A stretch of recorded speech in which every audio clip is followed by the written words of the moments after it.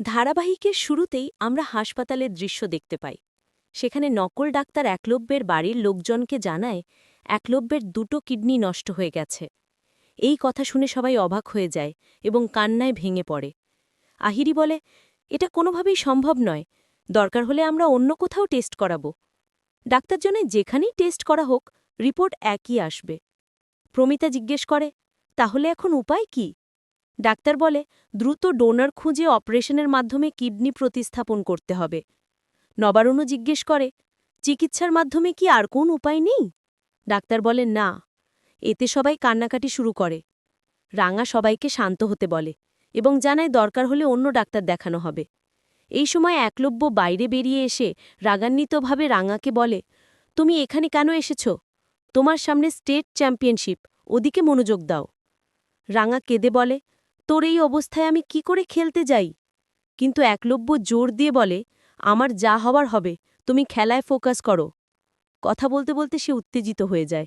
তখন প্রমিতা তাকে শান্ত হতে বলে এবং একলব্য আবার কেবিনে চলে যায়। এদিকে প্রমিতা রাঙাকে জিজ্ঞেস করে, এখন কি করবে তারা? রাঙা জানায় তারা অন্য ডাক্তার দেখাবে।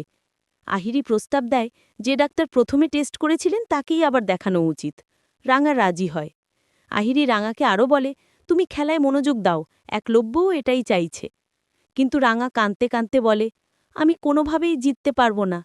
প্রমিতা তাকে সান্ত্বনা দিয়ে বলে, সব কথা বাদ দে, তুই চ্যাম্পিয়ন হতেই হবে, আমরা একলব্যের পাশে আছি। এরপর দৃশ্য যায় রাঙার একাডেমিতে। সেখানে রাঙা প্র্যাকটিস করছিল, সেই সময় সংগ্রাম হাজির হয়। সে রাঙাকে ডায়েট চার্ট দেয় এবং নিয়ম মেনে চলতে বলে। কিন্তু রাঙা মনোযোগ না দিতে পারায় সংগ্রাম রেগে গিয়ে বলে, এভাবে খেললে জেতা সম্ভব নয়। তখন রাঙা একলব্যর ঘটনাটা সংগ্রামকে জানায়। সংগ্রাম দুঃখ প্রকাশ করে এবং তাকে রেস্ট নিতে বলে। সংগ্রাম চলে গেলে রাঙা ভাবে, আহিরি কি রিপোর্ট নিয়ে এসেছে? যদি প্রয়োজন হয় সে নিজের কিডনি একলব্যকে দিয়ে দেবে।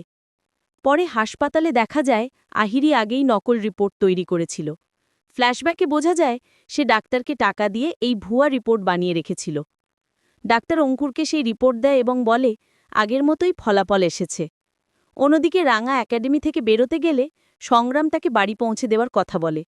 প্রথমে রাজি না হলেও পরে রাঙা রাজি হয়। এদিকে একলব্য কেবিনে বিশ্রাম নিচ্ছিল, তখন সভ্য, বৃন্দা, সাত্তকী আর ময়না তার শরীরের অবস্থা জানতে আসে। একলব্য বলে, আমি ভালো আছি, কিন্তু রাঙা কোথায়? বৃন্দা বলে সে একাডেমিতেই আছে।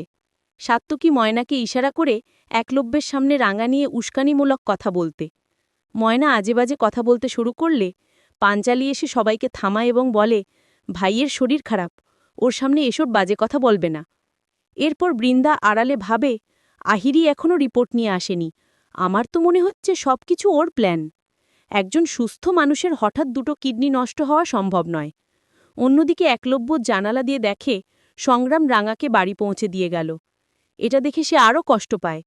তার শরীরে অস্বাভাবিক ঘাম হতে শুরু করলে পাঞ্চালি উদ্বিগ্ন হয়ে জিজ্ঞেস করে, কি হয়েছে? কিন্তু একলব্য কিছুই বলে না। শেষ দৃশ্যে রাঙা একলব্যের কাছে এসে তার খোঁজ নেয়। একলব্য বলে, তুমি তোমার খেলায় মনোযোগ দাও, আমার জন্য ভাবতে হবে না, তোমাকে স্টেট চ্যাম্পিয়ন হতেই হবে। রাঙা চোখে জল নিয়ে বলে, তুই কি করে ভাবলি আমি তোকে এই অবস্থায় রেখে খেলতে যাব? দরকার হলে আমি আমার একটা কিডনি তোকে দিয়ে দেব। এ কথা শুনে একলব্য হতবাক হয়ে যায়।